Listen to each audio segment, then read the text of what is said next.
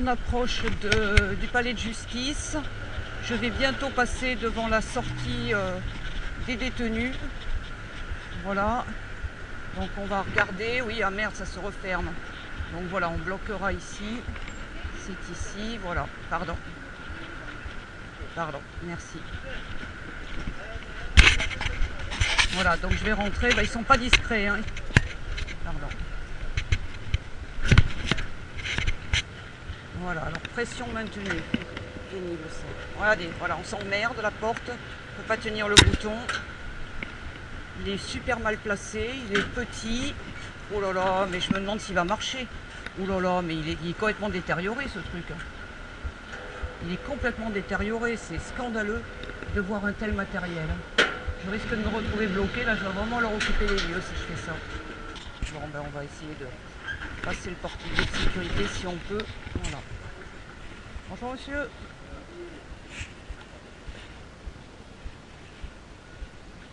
Merci, c'est gentil. C'est mon ordinateur. Voilà, les papiers. Merci. Et puis je vais prendre la parole. Mesdames, messieurs, les handicapés sont en colère et manifestent.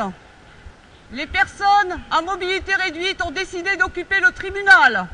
Après l'occupation de la préfecture de la Haute-Garonne, nous passons à l'occupation du tribunal de Toulouse. Pourquoi? Parce que nous sommes en colère, pour ne pas dire très en colère. Nous sommes très en colère contre le gouvernement, contre... Nous sommes très en colère contre le gouvernement, contre François Hollande et son gouvernement qui continue à faire une politique de ségrégation des personnes handicapées et des personnes à mobilité réduite. Depuis 40 ans, deux lois ont été votées en 1975 et en 2005. Et pourtant, 40 ans, ça aurait été suffisant. Et bien alors, le gouvernement donne 10 ans de plus à tous ceux qui n'ont rien fait pour continuer à ne rien faire, diminue les normes et continue de nous empêcher d'accéder à la scolarité, au travail, aux loisirs, à tout ce qui permet une vie digne. Dans le pays des droits de l'homme, nous sommes condamnés à perpétuité et c'est dégueulasse. Donc on le fait savoir et on ne sortira pas d'ici tant que le Premier ministre ne m'aura pas appelé.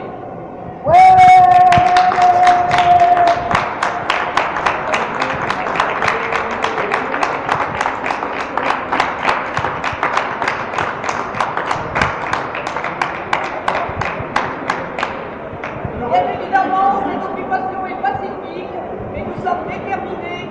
Donc, monsieur Valls, messieurs et mesdames du cabinet de l'Élysée, appelez-nous et on pourra discuter d'une éventuelle sortie. Pour l'instant, nous sommes là pour un bon petit moment. Voilà, les handicapés qui jusqu'à maintenant, depuis 40 ans, étaient planqués dans des établissements, étaient mis à l'écart à l'intérieur de la société, à qui on disait c'est pas la peine de faire des études, c'est pas la peine de bosser, puis à 50 ans, on leur dit allez bosser maintenant, solution, il suffit de votre âge. Et bien il y en a marre, on va pas se laisser faire. Donc on veut un pays accessible, parce que c'est utile à tout le monde un pays accessible. Ça permet à tout le monde de se déplacer, aux personnes âgées, aux personnes, aux familles avec des poussettes, aux personnes, aux femmes enceintes, voilà.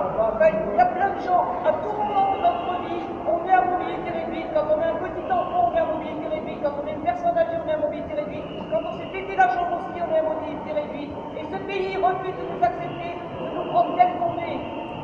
Donc ça suffit. Et donc on passe à la vitesse supérieure et on se manifeste. C'est une journée d'action dans toute la France. Aujourd'hui, c'est le journée national de la résistance. Et bien nous sommes les nouveaux résistants. Voilà.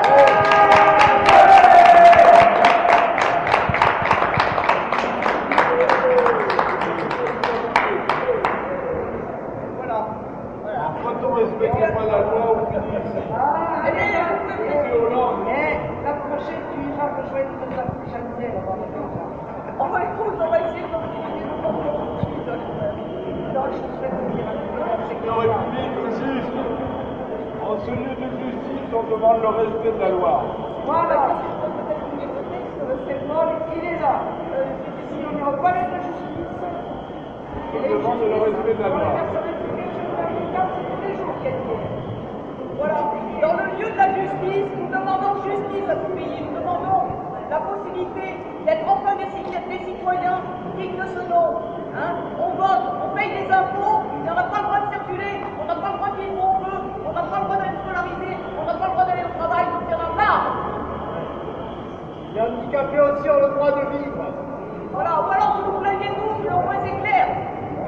Vous voulez qu'on soit des citoyens, avec des devoirs, respecter nos droits. Voilà.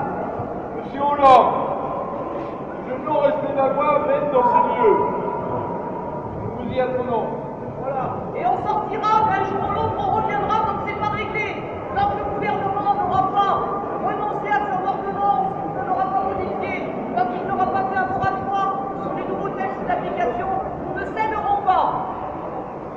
De toute façon, on va dormir ici. Voilà, ouais. On avait le drap du couchage. On a déjà nos fauteuils, donc on peut s'allonger, il n'y a pas de problème, on peut dormir ici.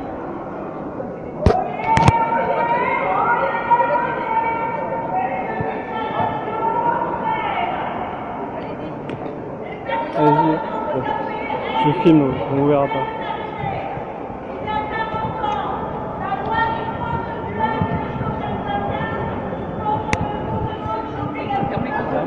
L'intégration des personnes handicapées. Ce texte capital se dresse comme un grand phare illuminant d'espérance les millions de personnes handicapées marquées au feu d'une brûlante injustice. Puis il y a eu la loi du 11 février 2005 pour l'égalité des droits et des chances, la participation et la citoyenneté des personnes handicapées. Mais 40 ans plus tard, la personne en situation de handicap n'est toujours pas libre. 40 ans plus tard, sa vie est encore terriblement handicapée par les menottes de la ségrégation et les chaînes de la discrimination. Oui, bonjour monsieur. Oh, en quelque sorte, oui. Notre objectif, c'est d'attirer l'attention sur nos difficultés en tant que personnes en situation de handicap et personnes à mobilité réduite. C'est en ce moment, le gouvernement est en train de faire ratifier une ordonnance qui va faire reculer nos droits. On a fait des recours devant le Conseil d'État, mais le temps qu'on obtienne gain de cause, de toute façon, on est marron. Donc on a décidé de se manifester un petit peu plus vigoureusement que d'habitude. Bien évidemment, sans violence, voilà. Hein. Voilà. Donc on va refuser de sortir et d'évacuer les lieux et on va... Voilà. Ah non, même moi... Non, moi... Oui, mais moi, vous risquez pas de me porter parce que voilà, je suis tellement douloureuse que voilà, vous me... Et puis on a une camarade qui a les maladies des os de verre, donc vous la casseriez en morceaux. Oui, oui, lis-le. Lis-le avec du son. Tiens, vas-y, distribue ça. Tiens, vois s'il y en a d'autres qui peuvent nous amener des tracts. Et puis distribue des tracts à tout le monde. Tiens, vas-y, distribue des tracts à tout le monde. Allez-y. Il y a moyen d'en avoir d'autres. Voici qu'on peut nous en amener d'autres, des tracts.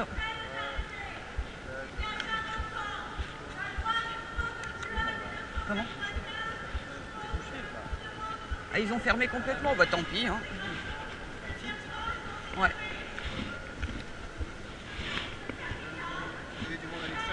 Oui, voilà. Bah, c'était un petit peu difficile de faire rentrer tout le monde avec votre élévateur qui risque de tomber en panne à tout moment. Qui d'ailleurs était en panne il y a moins de 15 jours. Peut-être. Ah, il était en panne, il donnait l'impression de ne pas avoir été utilisé depuis des mois, quoi. Ah non, il montre tous les jours. Vous devez avoir des gens bloqués de temps en temps, à mon avis. Ah si, vu la gueule qu'il fait, excusez-moi, hein, mais ce genre de matériel... Il y a des gens, il y a même des personnes avec des poussettes. Oui, bah, bien sûr. Ouais. Tous les jours. Bah, l'accessibilité, ça sert à tout le monde, ça ne sert pas qu'aux personnes handicapées, ça sert à tout le monde. Tout à fait. Et tous les jours, non, il fonctionne honnêtement. Et puis quand il est en panne, il y a un service maintenant. Bah écoutez, moi la dernière fois quand j'ai voulu l'utiliser, il était en panne. Honnêtement, il était en panne quand je suis venu. Il y avait même un espèce de poteau dedans. Enfin, il donnait l'impression d'être en... Je ne dis pas qu'il n'était pas en panne. Ouais. Et honnêtement, quand il déconne du signal, non, mais il y a un mauvais ce qu'il y a de scandaleux, oui, mais le problème, c'est que moi j'arrive, je suis pressé, je fais quoi? Ah oui, bien sûr. Voilà, je suis pas libre, voilà. Donc c'est ça qu'on ne supporte plus, surtout que s'ils avaient voulu, ils auraient pu faire un système pour qu'on puisse monter facilement. Donc voilà. Oui, oui. Non, mais on en a marre là. Non, mais on sait bien que la police, d'une manière générale, n'a rien contre nous hein, sur ces questions-là, qu'elle comprend. Après, vous faites votre travail, vous. Vous avez quelque chose contre nous. Non. On comprend tout à fait la revendication. Messieurs, on manifeste pour l'accessibilité, on en a marre d'être des rebuts de la société. Une société qui choisit d'investir dans d'autres choses que le bien public. Est-ce qu'il y a quelqu'un qui parle plus fort parce qu'on l'entend pas? Est-ce que quelqu'un a plus de voix là? Il faudrait quelqu'un qui ait plus de voix. Ouais, on a des camarades dehors qui sont venus nous soutenir. Les personnes handicapées, elles aussi, se prennent à rêver. Il y a 40 ans, la loi du 30 juin 1975 pose le fondement de l'obligation nationale de l'intégration des personnes handicapées. Ce texte capital se dresse comme un grand phare illuminant d'espérance, les millions de personnes handicapées marquées au lieu d'une brûlante injustice. Puis il y a eu la loi du 11 février 2016 pour l'égalité des droits et des chances, la participation et la citoyenneté des personnes handicapées. Mesdames, messieurs, ouais. Vous l'avez déjà, voilà. Bon. Il faut aller distribuer des tracts. Il en reste des tracts ou pas? Ah d'accord. Oui, tiens, vas-y. Il y a tout ça, ben, donne aussi l'occupation de la préfecture aussi. Oui, ça continue, Oui. Les RG, ils osent plus venir parler.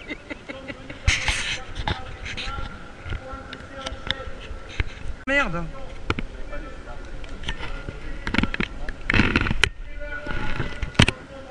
Voilà, donc il y a les amis dehors. Voilà. Attends.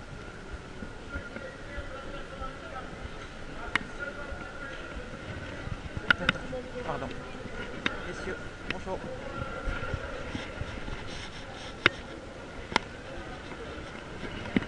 Pardon. Pardon. Ah, elle est super la rampe, hein? Piouf.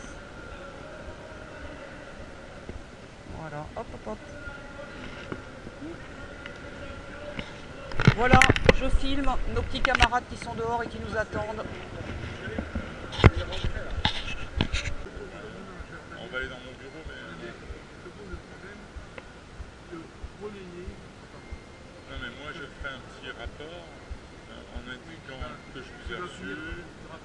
Ah bah écoutez, moi je peux pas, je vais être très franc. Ben oui, mais on est aujourd'hui dans une situation où nos droits sont déniés. Ne dites pas, écoutez, vous ne pouvez pas dire que ça finira comme les autres rapports. D'abord parce que, malheureusement ou heureusement, vous voyez monter la tête, ça fait très nombreuses années que je suis magistrat et c'est la première fois que je vais recevoir, dans ce cas-là, des personnes comme vous, en indiquant vos qualités, le fait que vous avez manifesté, etc. Donc, au moins, par ce canal-là, si vous voulez, ça n'arrive pas si souvent que ça. Maintenant, voilà. Alors, moi, je vous reçois très volontiers dans mon bureau, madame, je vais vous faire venir une greffière, si vous voulez être assisté d'une personne qui vous accompagne, c'est très volontiers. Et je vous propose cela. Écoutez, moi, ce que je... Ainsi, pour expliquer, voilà ce que je vous propose. En raison de ce qu'est ici ce lieu, c'est un peu particulier. Je vais vous dire, vous avez peut-être été mal conseillé, mais je pense que c'est la mauvaise cible. C'est l'État, c'est le symbole de l'État. C'est le symbole de l'État. Vous savez qu'on occupe la préfecture de la Haute-Garonne en parallèle. Moi, je m'occupe. Voilà. Alors, je vais vous répondre. Bon, j'entends ce que vous me dites. Ouais. Ce que je vous propose, moi, c'est que vous me receviez effectivement avec quelques personnes. Par contre, en attendant, mes camarades restent, mais on peut ne pas faire de bruit pour justement ne pas perturber les audiences. Ça, effectivement, on peut s'entendre là-dessus. On va continuer à remettre des tracts sans rentrer dans les salles d'audience pour ne pas les perturber, effectivement. Et après, effectivement, on pourra peut-être partir, mais pas de la préfecture. La préfecture, on y reste. Voilà. Mais effectivement... De la justice.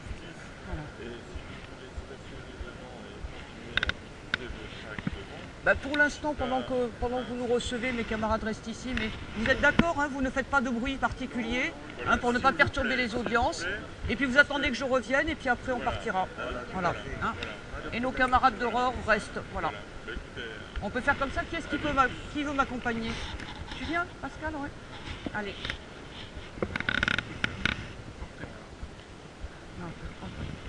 Non, mais après on verra. On vous suit, monsieur? Oh ben vous savez, le nôtre l'est aussi un petit peu, mais voilà. Si on en arrive à des solutions comme celle-ci, c'est qu'il y a quand même des raisons. Tu viens?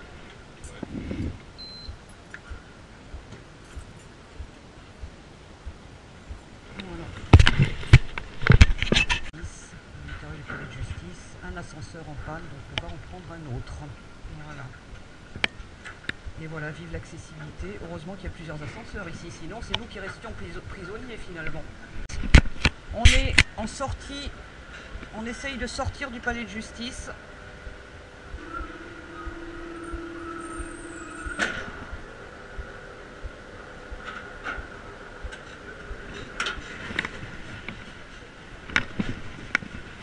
Voilà, donc sortie du palais de justice.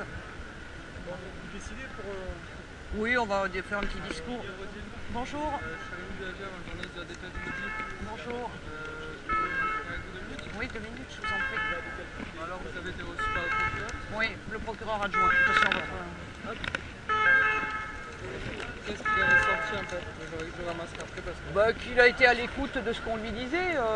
Il fera remonter nos revendications. Bah, nos revendications, c'est que le gouvernement refasse une nouvelle ordonnance, reprenne son texte à zéro et qu'il y ait un moratoire sur les textes en application actuellement et qui sont complètement pernicieux.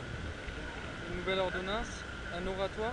Un moratoire sur les textes existants. D'accord. Et ensuite, parce qu'en gros, vous perdez 10 ans sur... On perd 10 ans et en plus, les normes reculent. Ah bon? Oui. Ils en ont enlevé... Oui. Maintenant, il y a 80% des ERP qui ne seront pas obligés de se rendre accessibles. C'est quoi les ERP? Établissements recevant du public. 80%? Oui. Avant, c'était à combien? Avant, c'était... Enfin voilà, ils devaient tous demander des dérogations et là, ils auront des dérogations automatiques. Donc 80%, ça veut dire qu'il n'y aura que 20% dans une ville. Par exemple, il y aura la mairie... D'accord. La situation à Toulouse par rapport... ça s'améliore quand même? Trop doucement, ça fait 40 ans qu'il y a 40 ans de retard. Donc effectivement, il y a des petits progrès, mais qui sont largement insuffisants. On ne peut toujours pas se déplacer de manière autonome à Toulouse, on ne peut pas se loger où on veut, on ne peut pas étudier encore facilement. Et c'est encore pire à la campagne. Si vous prenez le Comminges, alors là, c'est même pas la peine, les gens sont enfermés chez eux. Étudier, travailler, enfin voilà, mener une vie normale, on peut pas. D'accord, donc la prochaine action, c'est quoi là? Vous attendez la... Non, là, on va... Non, il est dans 5 minutes, une autre. Non, on va bloquer la sortie des prisonniers.